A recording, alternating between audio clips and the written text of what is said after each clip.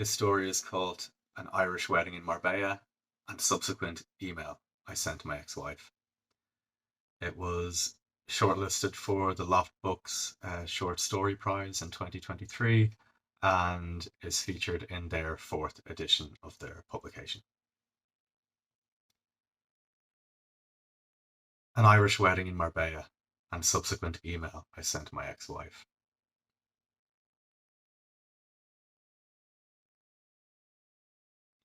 The Facebook Memories tab is where I source my pain. Sometimes I forget how much you smiled with me. You never stopped. In the beginning. Neither of us were ever much good at staying alone. I imagine you are smiling now with someone else who is nothing like me. Your heart is broken too, and there's nothing either of us can do about it. I'm sure it was while we were together, as was mine, but the distraction of each other's new smell and new taste was enough at least to stave off the daily ideation we shared. We'd met each other, and that meant we could survive for a while anyway. I'm at the wedding in Marbella, and I've had too much to drink. I didn't take anyone else. Perhaps I should have. The night is still young, so I go for a wander around the lush hillside venue to sleep it off and return a new man, a better man. The sun has gone down and the party is in full flight. I know I'll find some cool ground down the back behind the tall trees. No one will go there. The light dew caused by the night cycle sprinklers deters me. I consider returning to the party, and although it has grown faint, I can hear the guests singing along to "The Boxer" by Simon and Garfunkel. It surprises me that such a wonderful song is playing and seems serendipitous and poignant to me in the moment, given my scuffle and sprint from some original rude boys last night on the strip, Birmingham geezers who needed excitement. Simon and Garfunkel tell me what to do. Running scared, laying low, seeking out the poorer quarters, where the ragged people go, looking for the places only they would know.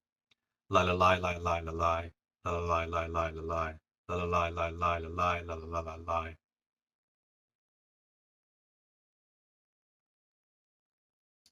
So I lied my drunk ass down and dreamt.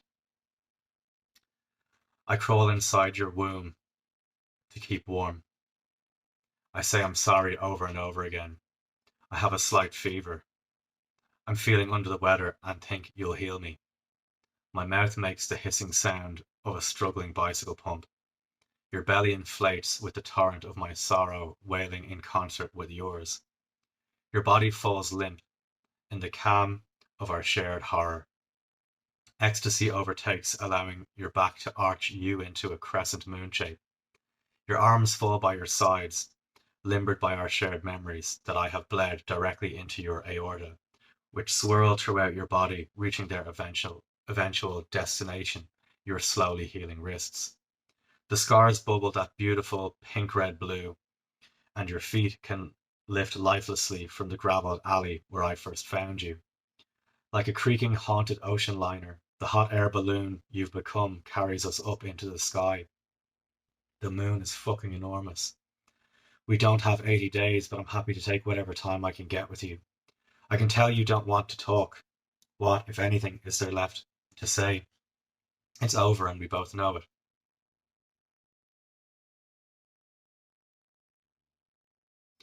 You just say, play that song you used to play when we first met, the one that hurts me so. You close your eyes. I do too. I cannot see, but I can feel. So I feel. I feel around behind your ribcage and remove the bone from my finger I don't use anymore. Not without you. What use has it now? Other than for this. I never want to finger anyone else again. I play the back of your curved bones like a xylophone. It sounds better from the front, but you never want to see my face again. I wonder if I should stop but say nothing. You breathe lightly out and wordlessly urge me to continue with the hum, knowing my every thought. The sound doesn't pop or tinkle. I play with an industrial metal pace and your whole body shakes with the dark vibrations. The sound is deafening and I scream the lyrics to your song. I'm spitting and my throat hurts. Your ghost is in it. The louder I growl the words out, the softer your laughter gets until I feel you drifting off, fading out. Your breathing lulls. I stop playing and search for water to soothe my dried up mouth, but there is none. The fountain tap at your coccyx spurts cheap warm Tesco rosé, and I spit it out, wondering who has been refilling you since I've been gone. There's no furniture left, so I just lie down again. There's silence for a moment, but soon I hear it echoing around your pipes, my favourite sound in the world, the sound of your pumping heart.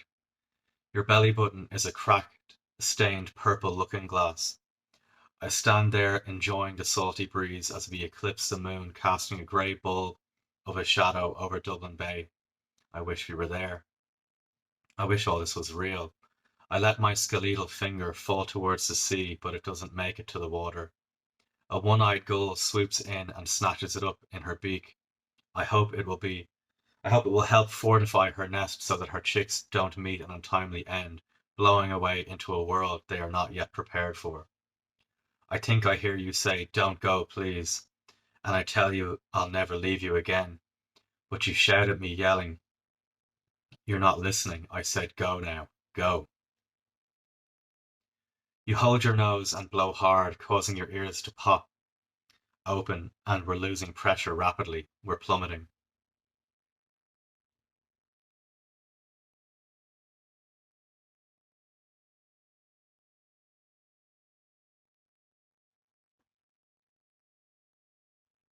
I'm praying we hit the water, but you're leaning hard, directing us towards the west pier of Dunleary.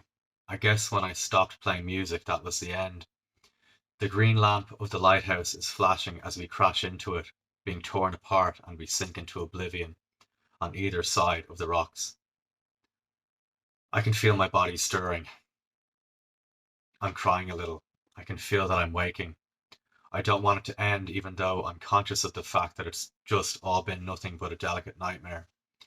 Someone is calling my name. I roll off my back onto the flat of my stomach. I grip the wide ham of southern Spanish grass with both hands and get to one knee. I'm fucking grand, I tell her. I know she thinks it'll be easy to take advantage of me, maybe just because of the past we'd shared before I'd met you. And she probably can. You'd like her. Shifra. A fucking mad bitch altogether. In a good way, mainly.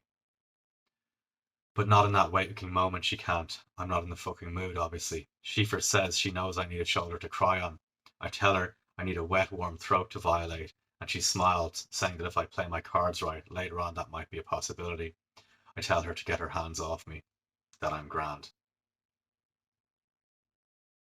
But she knows I'm not and kisses my cheek softly only once and brings me back to the reception, out of the hidden patch I'd been dying in, out onto the white carpeted pathway that Adam and Lauren had waltzed up earlier for their nuptials and heartfelt vows they'd written themselves.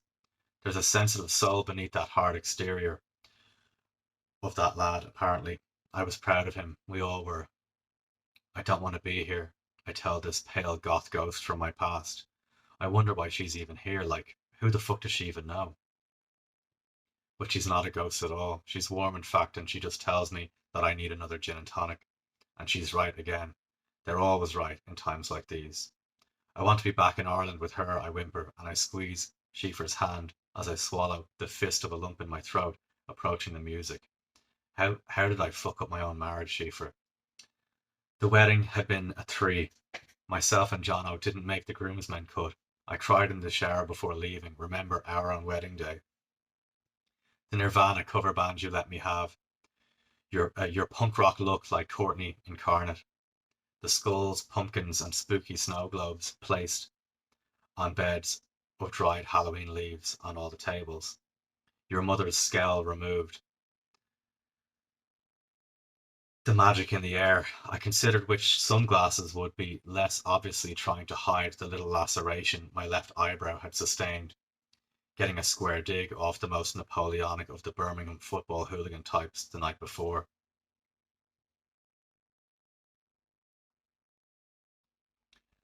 Uncouth, leering, flaccid cunts. But maybe I just take things too seriously. A half-pissed Hibernian psycho allowing our country's bloody history to get the better of me, melodramatically, pathetically. The girls getting harassed weren't even Irish for fuck's sake.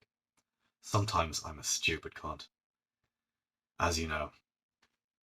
It's not advisable to run as fast as you can wearing dress shoes. The oxblood brogues got scuffed. That made me sad. They're the only shoes I've ever loved. You would love them too. The eyebrow will heal, but the leather never will. The morning beer did help, the afternoon whiskey did more. The champagne sadness popped at midnight, and I did my best to hide the rage. I smiled and freaked out all the lads, especially Jono. He was asking for you. Here, Dark Lord, he said. Are you off your fucking meds or what? I told him not to be ridiculous. As if I'd be that irresponsible. As if I'd do anything to jeopardize Adam and Lauren's special day. I've been called a beautiful liar before, many times, but Jono just patted my shoulder, uh, sighed a sigh of relief, and went back to looking at all the pretty women dancing in their new gorgeous figure-hugging gunas. Everyone has an arse like, I thought to myself. I'm not bitter. I just need another Hendrix. It's late, but there's still phyllo prawns floating about, and that spicy tuna, and the bleeding calamari. You can't beat it. In theory, I'd agreed with Jono, who joked, "You're going to wedding single is the best crack," saying, "You know yourself, man, you're a hooer for the cross-legged divorcees alone at the bar, gagging to engage with the likes of you, a young lad, sure, knowing exactly what it would be. No kids in tow, no fucking strings, man. Come on and cheer up, bro." But I don't want to bang a divorcee. We'd have too much in common and we'd end up weeping in each other's arms. I suppose that wouldn't be so bad. At least that exchange would be honest. I'd be babbling about you and she'd be banging on about her gambling, cheating ex who was still actually a really good dad to their 3 kids. But I had my doubts as to the market value of a washed up old divorcee like myself. Those ladies probably sought what my younger self might have offered, energy and not a feeling to speak of. And the younger ones, sure, all seem to have fellas. Mr. Hendricks, I guess, is company enough.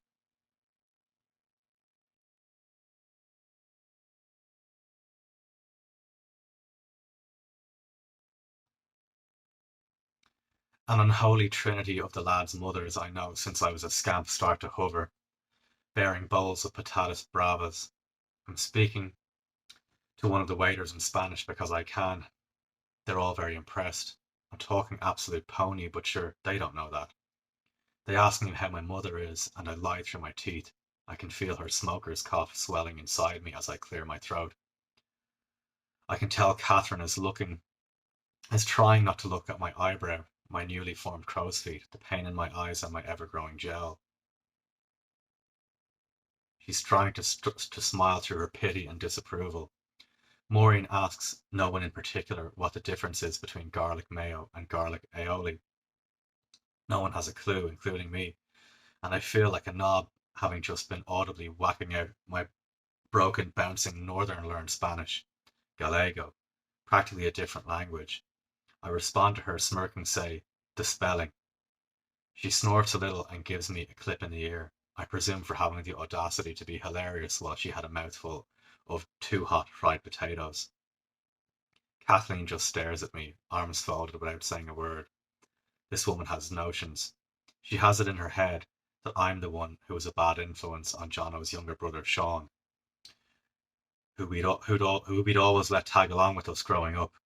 We were as bad as each other. The waiter was Moroccan, he confessed, and told me all those northern Galicians sound like Italian sailors. I told him I'd been called worse. They feckin' kind of do, though. He was right. It seemed like everyone was right, but me. I yawn at my own amateur dramatics even as I say that. You just never believed that anyone else could hurt as badly as you do. For a moment I forget about you, having left the 3 white witches to reach the terrace and overlook the marina. It's paradise. We're in the hills. The palm trees sway. The coast is golden. It's almost July and it's sweltering, but I can still feel the breeze. I'm still in my three-piece suit. I look back at the party and the happy couple are embracing each other on the dance floor. Smarter men than me look cool in the white linen flowing open shirts. I, I chain smoke like a little sad boy sulking, waiting for the night's earlier saviour Shifra to come back, heaving out of her dress to beg me to take her away from this place. But there's another man there, 6 inches taller at least, is fit, has nice white teeth, a fancy watch, and a stable source of income, I reckon. And he cares. He wants her.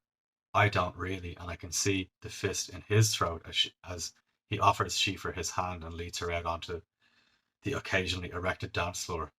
She looks smug, her head on his shoulder and her eyes getting smoky as they meet mine. I wave.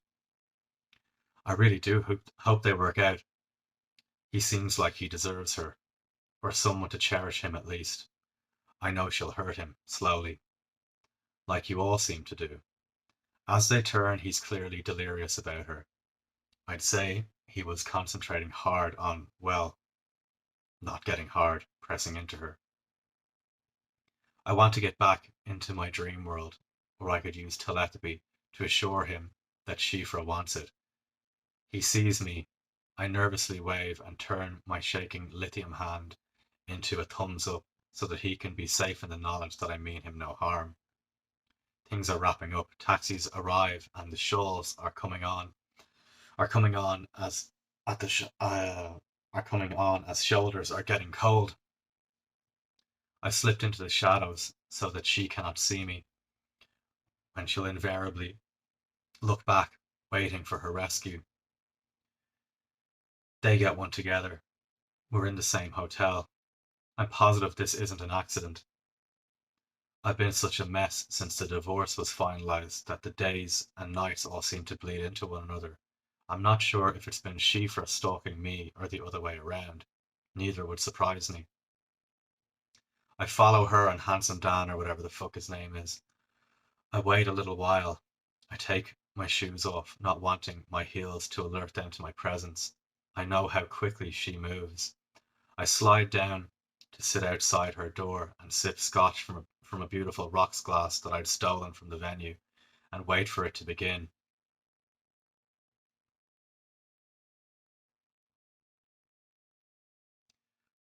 For a moment I wonder if I'm too late. Perhaps he'd blown it. But no, he's whispering softly to her, and soon I hear her entrance moan. It's still the same.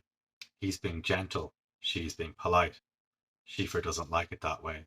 Or maybe all those times she'd just been placating my needs. I hope that was the case because Handsome Dan really does seem like a good guy. I drink the scotch and place my ear to the glass and press it against the door. The sound is amplified. I hear him say he loves her. She reciprocates. It's beautiful. What else is there worth living or dying for in this stinking dung heap of a world, but true love? I miss you, Heather. Usheen.